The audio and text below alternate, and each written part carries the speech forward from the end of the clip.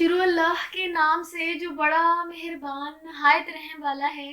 अस्सलाम वालेकुम my dear students, I am Rifa Jahan from learning with Rifa Jahan YouTube channel.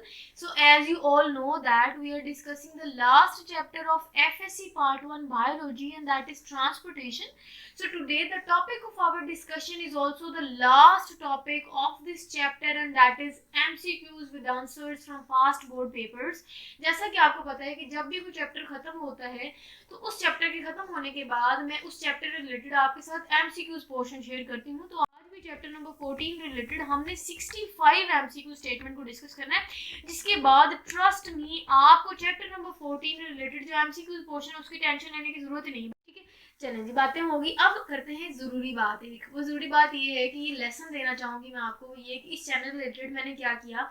मैंने chapter number 1 से लेके चैप्टर नंबर 14 तक एक एक पॉइंट, एक एक टॉपिक जो है वो मैंने इस चैनल पे अपलोड किया. और ये बात इस बात का सबूत है कि इस चैनल पे 340 लेक्चर वीडियोस हैं जिसमें मैंने एफएससी पार्ट 1 की बायोलॉजी को कवर किया. सो आप अंदाजा लगाएं कि 340 अगर लेक्चर वीडियो है तो मैंने इस पूरी बुक रिलेटेड कोई पॉइंट नहीं छोड़ा, कोई टॉपिक नहीं छोड़ा. और मैंने कोशिश की कि अपने अंदाज को कुछ इस तरह बनाऊं, फनी बनाऊं, और मैं आसान वर्ड्स को चूज करूं ताकि आपके लिए ना सिर्फ जिंदगी को आसान कर सकूं बल्कि आपको बायोलॉजी की बुक आसान कर सकूं. तो मैं उम्मीद करती हूँ कि मेरे पढ़ाने का अंदाज आपको अच्छा लगा हो, मेरी ज़ात से आपको थोड़ा सा फ़ायदा हो. तो अगर मैं आपके लिए आसानी का बायस बन सकूँ तो मुझे बहुत खुशी हुई होगी.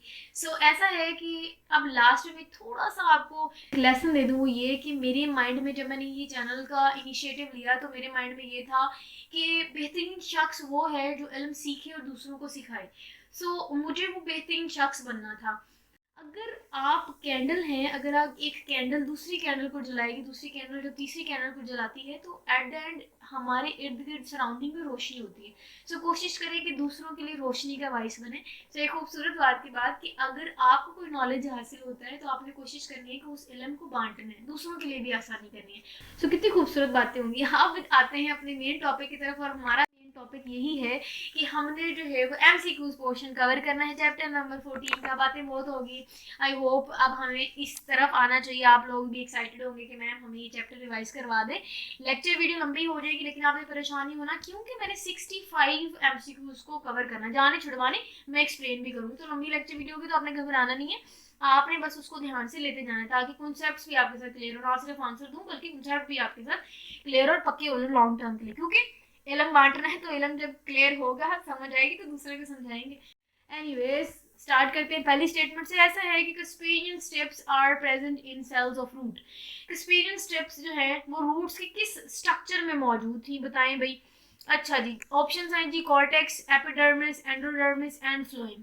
जिनको तो एंडोडर्मिस लग रहा है वो बिल्कुल ठीक है, क्योंकि अगर हम बात करें in roots apoplast pathway become discontinuous due to Casparian steps. आपको पता है कि एपोप्लास्ट पाथवे जो था रूट्स में वो डिसकंटिन्यूअस हो जाता था. क्यों डिसकंटिन्यूअस होता था? क्योंकि उनमें कस्पेरियन स्टेप्स मौजूद थी. ठीक है, तो ये जो कस्पेरियन स्टेप्स थी ये किन सेल्स में मौजूद है, मतलब रूट से किन सेल्स में मौजूद है वो ये पूछना चाह रहे हैं, तो वो हमने बता दिया एंडोडर्मिस में. ठीक है, सो next statement is the volume of dry seeds may increase up to 200 times after absorbing water by. तो यहाँ आप ये समझें कि वाटर की एब्जॉर्प्शन देखी जा रही है ड्राई सीड में, और एब्जॉर्प्शन होने के बाद ड्राई सीड का जो वॉल्यूम है वो 200 टाइम्स बढ़ गया. इसका मतलब कि हम अगर इसके ऑप्शन की बात करें तो पहला ऑप्शन ही ठीक है, ऑस्मोसिस. क्योंकि अगर हम ऑस्मोसिस की बात करें इसमें बेसिकली वाटर मूवमेंट होती है, और वाटर मूवमेंट होती है ज्यादा वाले एरिया से कम वाले एरिया में. ठीक है, तो अगर हम ड्राई सीड की बात करें वो ड्राई है, वहां पानी कम है, तो ज्यादा से जब कम में आएगा तभी तो उसका वॉल्यूम 200 टाइम्स इंक्रीज करेगा, तभी तो अब्जॉर्प्शन ऑफ वाटर होगी. तो किस प्रोसेस से होती है? ऑस्मोसिस के थ्रू होती है. आसान हो गया.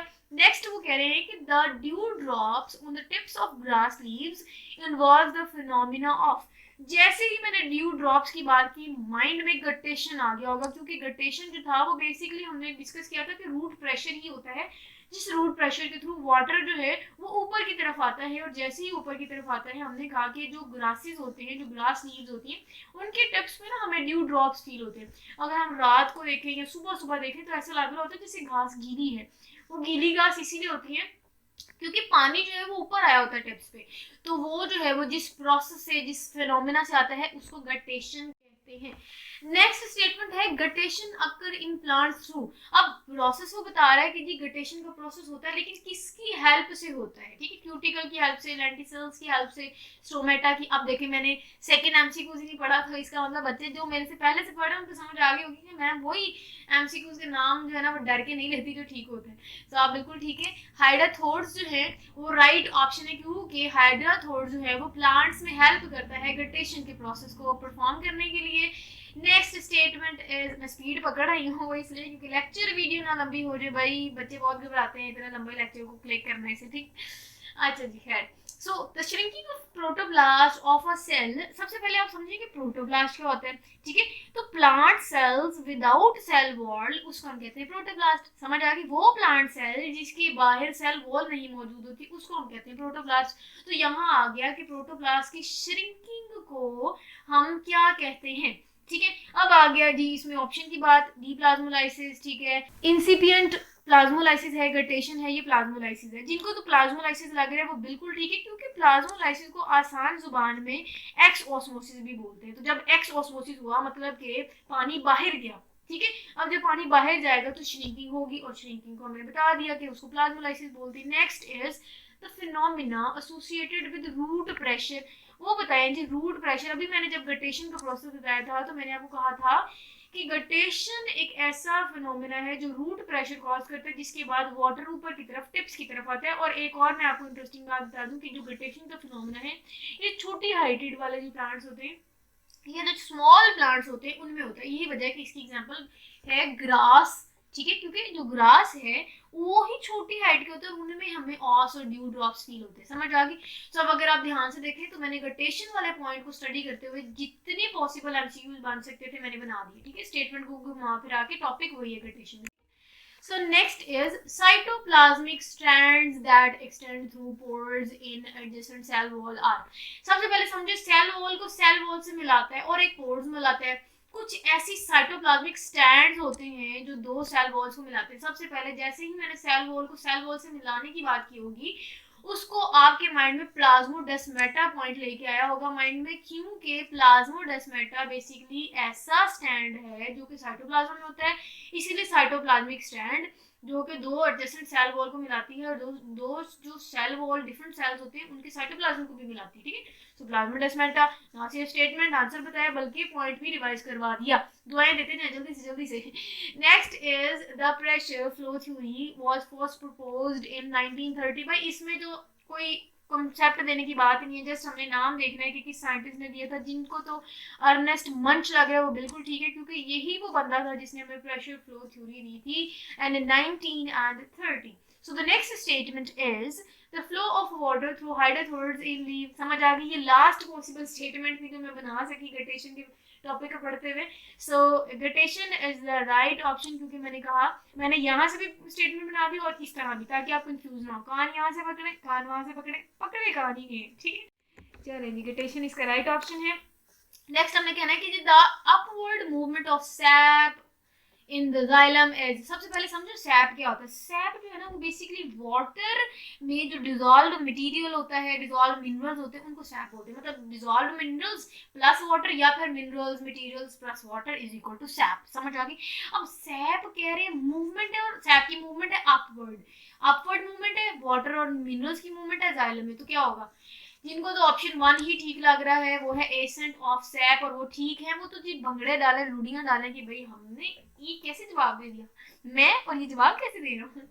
एनीवेज एसेंट ऑफ सैप बिल्कुल ठीक है, क्योंकि एसेंट का मीनिंग होता है ऊपर की तरफ। यहाँ से आपने हिंट लेना है ऊपर की तरफ सैप, तो ऊपर वाली मूवमेंट ही तो पूछी जा रही थी। So this is the right option. Next है जी attraction between water and water molecule in xylem tissue is called. सबसे पहले ये समझिए कि सेम मॉलिक्यूल्स में अट्रैक्शन देखी जा रही है। जिनको तो लग रहा है कोहेयन वो बिल्कुल ठीक है, क्योंकि कोहेयन में सेम मॉलिक्यूल्स आपस में चिपकते हैं। तो सेम मॉलिक्यूल आपस में चिपकेंगे और जाइलम टिश्यूज में ऊपर की तरफ मूव करेंगे, तो उस फिनोमेना को हम कहते हैं कि कोहेयन हुई। कोहेयन बेसिकली सेम जो है वाटर मॉलिक्यूल के साथ या सेम मॉलिक्यूल जो है वो जब चिपकते हैं, जब अट्रैक्शन होती है उनमें, तब उसको कोहेयन बोलते हैं। हाँ, सवाल पैदा होता है जब डिफरेंट होती हो तब, तो डिफरेंट होती हो तो उसको एडहेयन बोलते हैं।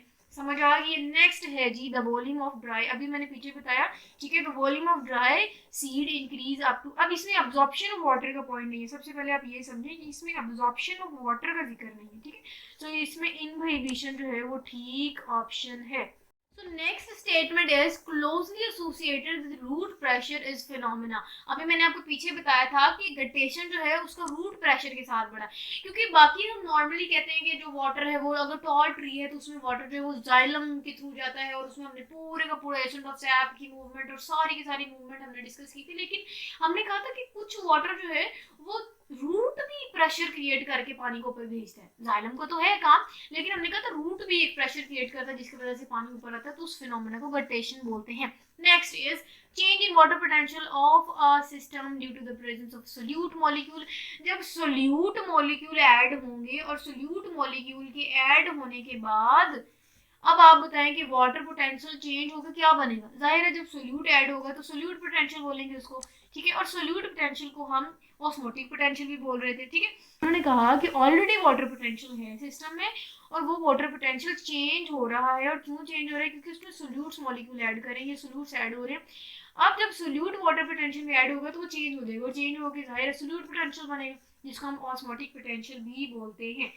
Next statement is the maximum depth of root of Prosopis is, ये हमने डिस्कस भी किया था कि प्रोसोपस की ट्रीज की जो रूट्स हैं वो बहुत डीप होती है, और कितनी मैक्सिमम डीप थी वो हमने डिस्कस किया था, 50 metre is the right option.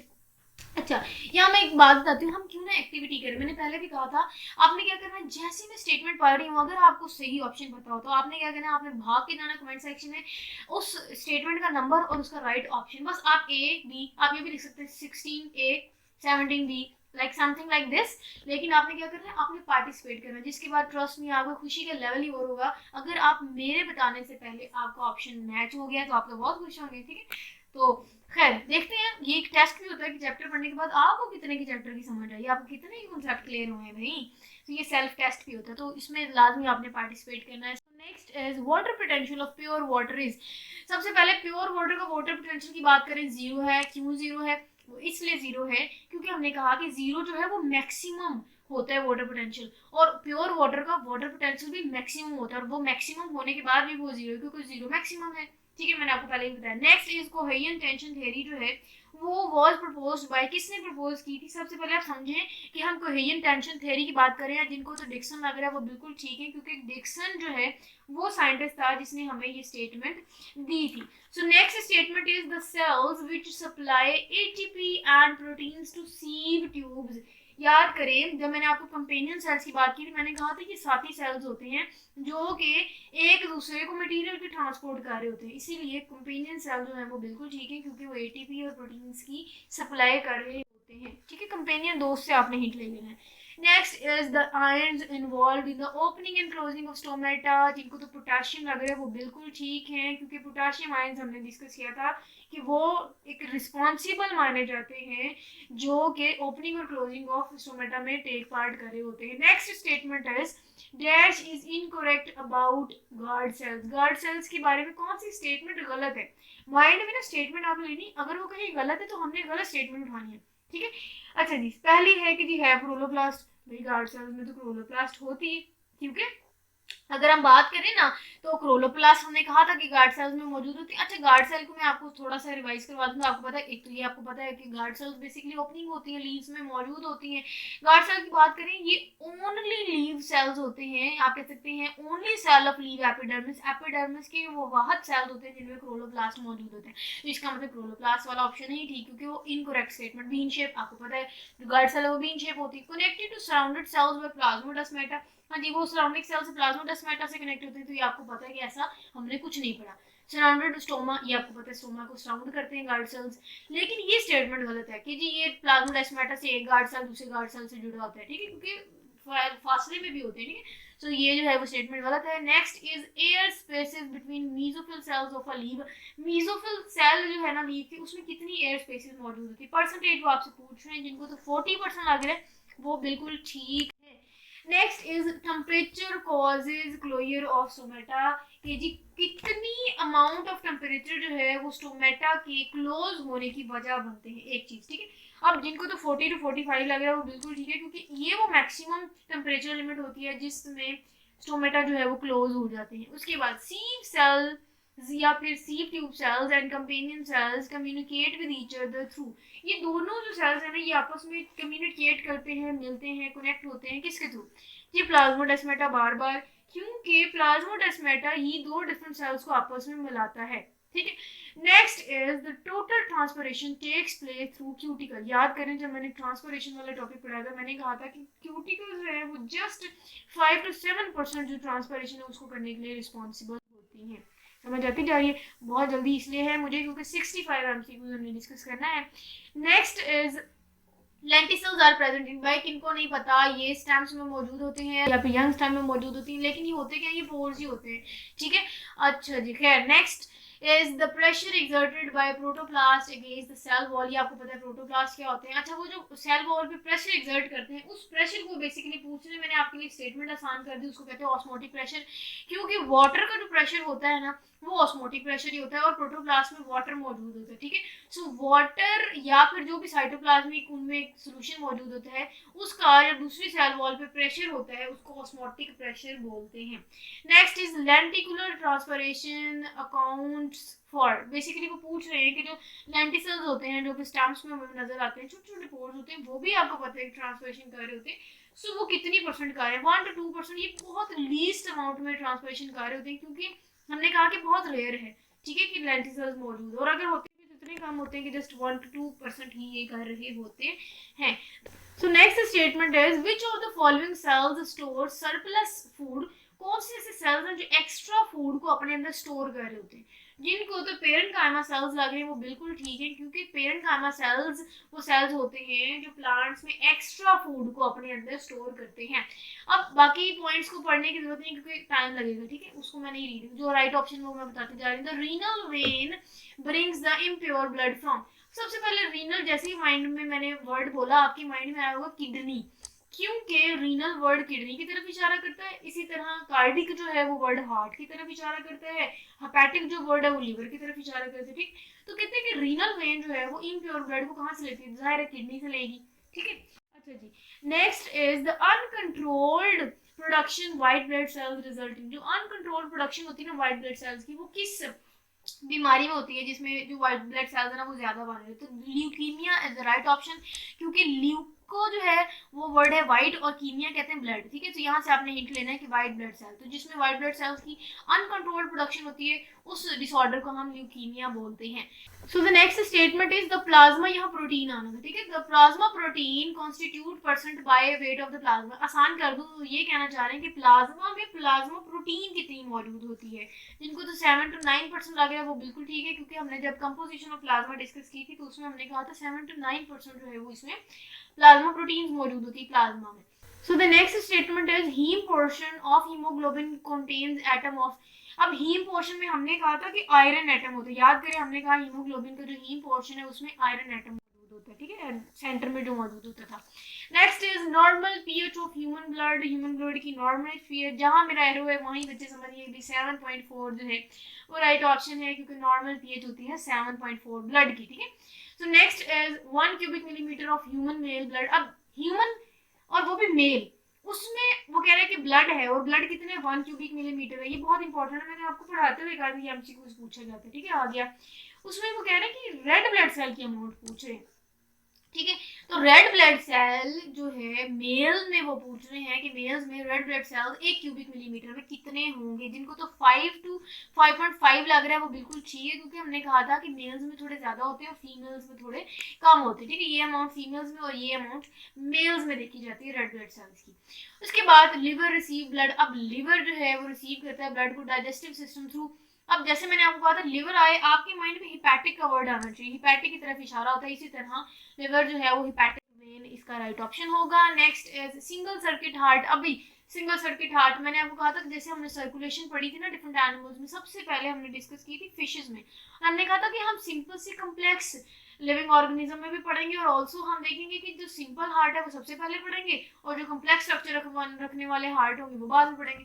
इसी तरह क्योंकि सबसे पहले हमने फिशेज को डिस्कस किया था, एक तो ये सिंपलेस्ट एनिमल माने जाते हैं, इतने भी सिंपलेस्ट नहीं, बट खैर सर्कुलेशन रिलेटेड इनका जो हार्ट है वो बाकी एनिमल से, बाकी जो आपको पता है कैटेगरी होती है एनिमल्स की, उनसे थोड़ा सा सिंपल होता है। क्यों? क्योंकि इनमें सिंगल सर्किट हार्ट होता है फिशेज में, ठीक। अच्छा जी, next is haemoglobin molecule in most cases does not have beta chain, ये बीटा चेन है, ठीक है। इन विच जो जिसमें एफ चेन होती है, बीटा चेन नहीं होती, वो कौन सी हीमोग्लोबिन मॉलिक्यूल है, या फिर ये कंडीशन कौन सी है?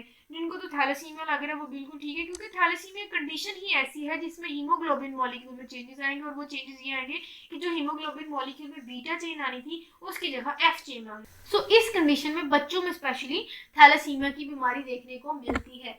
So next is the heart is enclosed in double membrane। अब आपको पता है जो डबल मेम्ब्रेनस सैक होती है उसमें हार्ट इनक्लोज होता है, और वो क्या है? एपिकार्डियम है, मायोकार्डियम है, पेरिकार्डियम, एंडोकार्डियम है। जिनको तो पेरिकार्डियम लग रहा है वो बिल्कुल ठीक है, क्योंकि एपिकार्डियम, मायोकार्डियम और एंडोकार्डियम की बात करें तो ये हार्ट लेयर्स है। तो आपने कंफ्यूज नहीं होना, हम दिल की वॉल्स को नहीं पढ़ रहे कितनी वॉल्स हैं, ये कितनी लेयर्स हैं, हम ये पढ़ रहे हैं कि जो हार्ट है वो इनक्लोज होता है एक डबल मेम्ब्रेनस सैक में, उसको क्या कहते हैं? सो हार्ट जो है ना वो एक अल्लाह ताला ने मेम्ब्रेनस सैक में, या फिर आसान कर दूं तो एक पाउच में हार्ट को रखा हुआ है, उस पाउच को हम पेरिकार्डियम बोलते हैं। डिटेल भी होगी उसके बाद। इन द एम्ब्रियोनिक लाइफ, हमने कहा था कि एम्ब्रियोनिक लाइफ में जो रेड ब्लड सेल बनते हैं वो कहाँ बनते हैं? बोन मैरो में बनते हैं, लिवर एंड स्प्लीन में बनते हैं, बोन मैरो स्टर्नम और रिब्स में बनते हैं। जिनको तो लिवर एंड स्प्लीन लग रहा है, जिगर और तिल्ली मैंने कहा था। एम्ब्रियोनिक लाइफ वो है कि अभी बच्चा माँ के पेट में, अभी दुनिया में नहीं आया, ठीक है। तो उस लाइफ पीरियड में जब वो अभी दुनिया में आने से पहले एम्ब्रियोनिक लाइफ स्टेज गुजार रहा है, तो उसमें जो रेड ब्लड सेल्स है वो कहाँ बन रहे होते हैं? लिवर और स्प्लीन में बनते हैं। Next is blood platelets are fragments of large. हमने कहा था जो ब्लड प्लेटलेट्स है ना ये बेसिकली लार्ज सेल्स नहीं है, लेकिन लार्ज सेल्स का फ्रेगमेंट जरूर होता है, और वो जो लार्ज सेल्स थे वो मेगा कैरियोसाइट्स थे। क्योंकि अगर हम इनकी बात करें तो ये जो ब्लड प्लेटलेट्स हैं वो बेसिकली लार्ज सेल्स के फ्रेगमेंट है, और वो लार्ज सेल्स मेगा कैरियोसाइट्स हैं। उसके बाद one complete heart beat consist of one systole and one diastole. और इसमें कितना टाइम लगता है? मतलब कि एक हार्ट बीट को कंप्लीट होने में कितना टाइम लगता है? 0.8 हमने पढ़ा था, 0.8 सेकंड लगता है, जिसमें एक बार दिल धड़कता है। इतने सेकंड में एक बार दिल धड़कता है, जिसमें एक डायस्टोल भी होता है और एक सिस्टोल भी होता है। अब इसकी डिटेल आपको पता है, रिलैक्सेशन फेज और मूवमेंट वाला फेज, ठीक है। उसके बाद bio volume of the blood in a normal person, plasma, normal person में ना प्लाज्मा की अमाउंट कितनी होती है? जिनको तो लग रहा है 55 वो बिल्कुल ठीक है, क्योंकि अगर हम ब्लड की कंपोजिशन की बात करें तो उसमें जो नॉर्मल बंदे के ब्लड में 55% तो प्लाज्मा ही होगा, बाकी जो कंपोनेंट होते हैं वो बाकी में होते हैं। Next is which one is not the layer of wall of heart, जो लेयर नहीं है। अब मैंने पीछे आपको बता दिया, देखो ना सवाल वही है, टॉपिक वही है, पॉइंट्स वही है, लेकिन घुमा के पूछा हुआ। तो वो कह रहे हैं कि जो वॉल नहीं है, तो pericardium is the right option, क्योंकि पेरिकार्डियम ये दिल का वॉल नहीं है, दिल की दीवार नहीं है, दिल की लेयर नहीं है, लेकिन ये पाउच है जिसमें दिल आता है। तो दिल का तो इस पाउच के साथ कोई कनेक्शन ही नहीं है, ऐसा कनेक्शन नहीं, मतलब हिस्सा नहीं है उसका, ये और है क्योंकि उसको प्रोटेक्ट कर रहा है, उसके और ही फंक्शन है, लेकिन इसकी वॉल नहीं, क्योंकि वॉल जो है वो एपिकार्डियम है, मायोकार्डियम और एंडोकार्डियम, ठीक है। अब कॉकरोच के हार्ट में हमने कहा था कि 13 चैम्बर होते हैं, 13 chamber is the right option. 13 chamber रखते हैं कॉकरोच, छोटा सा होता है लेकिन चैम्बर उनमें 13 होते हैं, मैंने आपको पहले भी पढ़ाया था। Next is a substance produced by basophils. अब बेसोफिल्स जो है वो आपको पता है कि ये टाइप है व्हाइट ब्लड सेल्स की दैट इनहिबिट ब्लड क्लॉटिंग। आपको पता है कि जो बेसोफिल्स हैं वो बेसिकली ब्लड क्लॉटिंग को ही आप कह सकते हैं कंट्रोल कर रहा था, इनका काम होता है। और क्यों ये ब्लड क्लॉटिंग में अपना रोल परफॉर्म करे? क्योंकि इनके पास एक सब्सटेंस होता है, वो सब्सटेंस जो है वो हेपरिन है, क्योंकि हेपरिन जो है वो बेसोफिल में मौजूद होती है और मौजूद होने के बाद ब्लड क्लॉटिंग में अपना रोल परफॉर्म करती है। So the next statement is open blood circulatory system not found in। सबसे पहले आपने ये देखना है कि हमारे 4 ऑप्शंस में से 3 ऑप्शंस के पास ओपन सर्कुलेटरी सिस्टम होगा, एक के पास नहीं होगा। क्यों? क्योंकि वो क्लोज सर्कुलेटरी सिस्टम होगा। तो वो यही कह रहे हैं कि ओपन सर्कुलेटरी सिस्टम नीचे दिए गए ऑप्शंस में से कौन सा नहीं है। मैंने स्टेटमेंट आपके साथ क्लियर कर दी। तो जिनको तो ट्यूनिकेट्स लग रहा है वो बिल्कुल गलत है, क्योंकि ट्यूनिकेट्स जो है वो ओपन सर्कुलेटरी सिस्टम रखते हैं। इसी तरह मोलस्क्स जो है वो भी ओपन सर्कुलेटरी सिस्टम रखता है, अर्थ्रोपोड्स जो है वो भी ओपन सर्कुलेटरी सिस्टम रखते हैं। जिनको लग रहा है एनिलिड्स अभी लग क्या रह ही है क्या, वो बिल्कुल ठीक है, क्योंकि एनालिड्स जो है वो क्लोज्ड सर्कुलेटरी सिस्टम रखते हैं। Next statement is which is included in A granulocytes. अब आपको पता है ए ग्रेनुलोसाइट्स था और ग्रेनुलोसाइट्स था। ए मतलब जिनमें ग्रेन्यूल्स मौजूद नहीं होते। अब आप बताएं कि किन में ग्रेन्यूल्स मौजूद नहीं होते। जिनको तो लग रहा है कि लिम्फोसाइट्स, वो बिल्कुल ठीक है, क्योंकि लिम्फोसाइट्स हमने डिस्कस किया था कि उनमें ए ग्रेनुलोसाइट्स नहीं थे। Next is leukocytes involved in immune response by producing antibodies. अब सवाल ये पैदा होता है कि एंटीबॉडीज कौन प्रोड्यूस करती हैं, ठीक है, जो कि इम्यून रिस्पॉन्स में अपना बहुत इंपॉर्टेंट रोल परफॉर्म कर रही होती हैं, ठीक है। जिनको तो न्यूट्रोफिल्स लग रहा है वो बिल्कुल ठीक है, क्योंकि अगर हम न्यूट्रोफिल्स की बात करें, एक तो बात ये कि ये पावरफुल व्हाइट ब्लड सेल्स हैं, दूसरा ये डिस्ट्रॉय करते हैं बैक्टीरिया और फंजाई को। अब खुद आप सोचें, एक तो ये पार्ट है, या फिर आप कह सकते हैं कि ये एक, आप कह सकते हैं इसकी डिफरेंट टाइप है, व्हाइट ब्लड सेल की काइंड है, किस्म है। तो व्हाइट ब्लड सेल का काम है कि वो बहुत इंपॉर्टेंट रोल परफॉर्म करते हैं डिफेंस सिस्टम में। दूसरा ये है कि न्यूट्रोफिल्स हैं जिनका काम है बैक्टीरिया और फंजाई को किल करना, तो ये जाहिर है तभी किल करेंगे क्योंकि एंटीबॉडीज प्रोड्यूस करती हैं, और एंटीबॉडीज ही एंटीजेंस को किल करती हैं या पैथोजेंस को किल करती हैं। याद आ गया। उसके बाद all of the following have closed circulatory system. इसका मतलब 3 जो है वो आप क्लोज सर्कुलेटरी सिस्टम की एग्जांपल्स आएंगे और एक ओपन की आएगी, ठीक है। तो वो आपने याद करना है। अब जिनको ट्यूनिकेट्स लग रहा है वो बिल्कुल ठीक है, क्योंकि ट्यूनिकेट की जो मैंने पीछे आपको एग्जांपल दी थी ना, तो वो मैंने ओपन में रखी थी। इसका मतलब ट्यूनिकेट ओपन है, और उसके अलावा एनिलिड्स हो गया, सेफेलोपोडा हो गया, काइनोडर्म्स हो गई, सारे के सारे जो है वो क्लोज्ड सर्कुलेटरी सिस्टम रखते हैं। So next is the walls present in the wall of veins. याद करें मैंने कहा था कि वेन्स के ना अंदर दीवारों में वॉल मौजूद होता है, और उस वॉल को क्या कहते हैं, जो कि प्रिवेंट करता था बैक फ्लो ऑफ ब्लड को, सेमी ल्यूनर वॉल। बिल्कुल ठीक है, आप सेमी ल्यूनर वॉल ही है। उसके बाद टाइप्स ऑफ ब्लड सेल्स, इसको इग्नोर कीजिएगा। Types of blood cells which stay from 10 to 20 hours in the blood then enter tissues and become macrophages. कहने का मकसद ये है कि ब्लड सेल्स की वो कौन सी टाइप है जो 10 से 20 घंटे ब्लड में रहने के बाद जैसे ही वो टिश्यूज में एंटर करती है वो खत्म हो जाती है, या उसको खाया जाता है, या कोई निगल जाता है उनको। सो जिनको तो लग रहा है मोनोसाइट्स हैं, वो बिल्कुल ठीक है, क्योंकि monocytes is the right option. So the next statement is a substance that inhibit blood clotting. मैंने अभी आपको पीछे बताया, हेपरिन जो है वो ब्लड क्लॉटिंग में अपना बहुत इंपॉर्टेंट रोल परफॉर्म करे, क्योंकि ब्लड को क्लॉट करता है। दूसरा ये हेपरिन जो है वो बेसोफिल्स में मौजूद होती है, मैंने आपको बता दिया था पीछे भी। So the next statement is the type of white blood cell which destroys small particles by phagocytosis. सबसे पहले आप ये समझिए कि नीचे हमने ना व्हाइट ब्लड सेल की टाइप को सिलेक्ट करना है, और वो भी उस टाइप को सिलेक्ट करना है जो डिस्ट्रॉय कर देती है स्मॉल पार्टिकल्स को, और जो डिस्ट्रॉय करती है स्मॉल पार्टिकल्स को by the process of phagocytosis, ठीक है, वो हमने फाइंड आउट करनी है। अब जिनको तो मोनोसाइट्स लग रहा है वो बिल्कुल ठीक है, क्योंकि मैंने अभी आपको ऊपर बताया। अब ये स्टेटमेंट और ये स्टेटमेंट मिलती है, तो ये दोनों क्या है, ये दोनों व्हाइट ब्लड सेल की टाइप है जो कि स्मॉल पार्टिकल्स को इनगल्फ करती है by the process of phagocytosis. The next statement is the discharge of blood from blood vessels is called। जब blood vessel से blood बाहर रिस के आता है, उस कंडीशन को हम क्या कहते हैं, उस कंडीशन को हम कहते हैं हेमरेज। याद करें मैंने कहा था कि हेमरेज जैसे ही हम वर्ड लेते हैं ना, हमारे माइंड में एक चीज आती है कि हेमरेज बेसिकली हम कहते हैं कि दिमाग से इसका कनेक्शन है। दूसरा ये कि हेमरेज तब होता है जब हम कहते हैं कि दिमाग की नस फट गई, तो दिमाग की नस फट जाना हेमरेज कहलाता है। तो नस फटेगी तो ब्लड तो आएगा। तो the discharge of blood from blood vessel, जिस बीमारी में होता है, जिस कंडीशन में होता है, उसको हम हेमरेज बोलते हैं। नेक्स्ट इज मैच करें हार्ट अटैक को एक और वर्ड से, और वो आप किस स्टेटमेंट से, किस पॉइंट से आप उसको अटैच करेंगे, या मिलता जुलता कह सकते हैं। स्ट्रोक बिल्कुल नहीं, हाइपरटेंशन भी नहीं।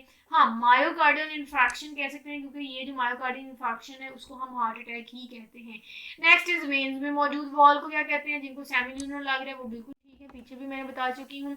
Blood provides immunity bye, blood जो है वो हमें इम्यूनिटी प्रोवाइड करती है, और वो इम्यूनिटी क्यों प्रोवाइड करती है, क्योंकि उनमें लिम्फोसाइट्स होते हैं। अब मैंने बार आपको लिम्फोसाइट्स को एक्सप्लेन किया, बी लिम्फोसाइट्स होते हैं, टी लिम्फोसाइट्स होते हैं, इनका हमारी इम्यून रिस्पॉन्स में बहुत इंपॉर्टेंट रोल होता है। और लिम्फोसाइट्स में जो बी लिम्फोसाइट्स हैं, आपको पता है कि वो एंटीबॉडीज को प्रोड्यूस करते हैं, और एंटीबॉडीज को प्रोड्यूस करने के बाद वो इम्यूनिटी में ज़्यादा डिफेंसिव रोल परफॉर्म करते हैं। तो लिम्फोसाइट का कनेक्शन है हमारे इम्यूनिटी के साथ, ठीक है। A condition of high blood pressure, भाई कंडीशन जिसमें ब्लड प्रेशर हाई होता है वो कौन सी कंडीशन है, जिनको तो हाइपर टेंशन लग रहा है वो बिल्कुल ठीक है, क्योंकि जब कोई टेंशन लेता है ना, हमने देखा होगा कहते हैं भैया टेंशन ना लो, गुस्सा ना करो, तुम्हारा ब्लड प्रेशर हाई हो जाएगा। तो ब्लड प्रेशर का कनेक्शन होता है हाइपर टेंशन के साथ, ठीक है। So the next point is veins are the blood vessels transport blood from body cells towards. Veins का क्या काम होता है, वो ब्लड को लेता है, बॉडी से लेता है, कहाँ भेजता है, हार्ट की तरफ लेता है, और हार्ट आपको पता है फिर उस डीऑक्सीजनेटेड ब्लड को वेन्स से, वो भी स्पेशली अगर मैं आपको एक्सप्लेन कर दूं, superior vena cava inferior vena cava से जैसे ही बॉडी से ब्लड रिसीव करता है हार्ट में आता है, हार्ट में जाने के बाद वो लंग की तरफ भेजता है, ऑक्सीजनेटेड होता है, वापस हार्ट में आता है। तो इनिशियली तो यही कह रहे कि वेन्स से ब्लड जो है वो बॉडी से रिसीव होने के बाद कहाँ जाता है, तो हार्ट जो है वो राइट ऑप्शन है, वो सिंपल सा था। एंड वो स्टेटमेंट ये है कि the condition cause narrowing and hardening of arteries. Arteries का एक तो कनेक्शन है, आर्टीरियोस्क्लेरोसिस आपको आपको हिंट ले लें कि आर्टरीज है और आर्टरीज इसमें भी नाम में भी आ गया, तो ये वो कंडीशन होता है आर्टीरियोस्क्लेरोसिस जिसमें नैरोइंग होती है, ठीक है, और सख्त होती है। एक तो वो आर्टरी सख्त होती है, दूसरी ब्लॉकेज आती है, जिस कंडीशन को हम आर्टीरियोस्क्लेरोसिस बोलते हैं। अब है जी antibodies are manufactured by, antibodies B lymphocytes उसको मैन्युफैक्चर कर रहे थे, टी नहीं कर रहे थे, बी कर रहे थे, ठीक है। तो लिम्फोसाइट्स की जो बी टाइप है वो एंटीबॉडीज को प्रोड्यूस करती है जो कि डिफेंसिव रोल परफॉर्म करती है। Next is lymph is most closely resemble with, lymph जो है वो बड़ा कनेक्शन रखता है किसके साथ। सबसे पहले मैं आपको अगर लिम्फ को एक्सप्लेन करूं तो लिम्फ जो है वो जब ब्लड में है तो उसको प्लाज्मा कहते हैं, ब्लड से जब बाहर आएगा टिश्यूज से और ब्लड से बाहर आने के बाद वो इंटरस्टिशियल फ्लूइड कहलाता है, और जैसे ही वो लिम्फेटिक सिस्टम में आएगा वो लिम्फ कहलाएगा। इसका मतलब लिम्फ जो है वो बाहर है तो इंटरस्टिशियल फ्लूइड है, एंटर करेगा लिम्फेटिक सिस्टम में तो लिम्फ बन गया। तो लिम्फ जो है वो क्लोजली रिलेटेड होता है इंटरस्टिशियल फ्लूइड से। समझ आ गई, कॉन्सेप्ट भी रिवाइज कर दी, ना सिर्फ मैंने 1 मिनट में आपको लिम्फेटिक सिस्टम एक्सप्लेन कर दिया, इंटरस्टिशियल फ्लूइड का कॉन्सेप्ट दे दिया, लिम्फ क्या होता है, प्लाज्मा कैसे लिम्फ है, तो सारा बता दिया है। सो बेसिकली ये हमारी आज की लेक्चर वीडियो की आखिरी स्लाइड है और हमारी बुक की भी आखिरी स्लाइड है, और ये जो स्टेटमेंट है वो सेकंड लास्ट स्टेटमेंट है, वो ये है कि passive immunity is developed by injecting. Passive immunity हम कब हासिल करते हैं, तब हासिल करते हैं जब हम एंटी सीरम ऐड करते हैं, क्योंकि एंटी सीरम बेसिकली ऐसा सीरम होता है जिसमें एंटीबॉडीज होती हैं। सो जब हम बाहर से पैसिवली एंटीबॉडीज को ऐड करके इम्यूनिटी हासिल कर लेते हैं तो हम कहते हैं वो पैसिव इम्यूनिटी हासिल कर ली। और कैसे हासिल की, एंटी सीरम के इंजेक्ट करने के बाद हासिल की, ठीक है। So the last statement is आखिरी लम्हात, last statement is discharge of blood from blood vessels, पीछे भी बता दिया, उसको हम हेमरेज कहते हैं, जिसमें कहते हैं कि जी नस फट गई, खून बाहर आ गया। सो दिस इज इट, यही था हमारा आज का लेक्चर। आई होप आपको बहुत अच्छे से समझ आई होगी, बहुत प्राउड फील हो रहा है, शुक्र अल्हम्दुलिल्लाह मैंने जो एक चीज़ सोची थी वो मैं पूरी कर पाई।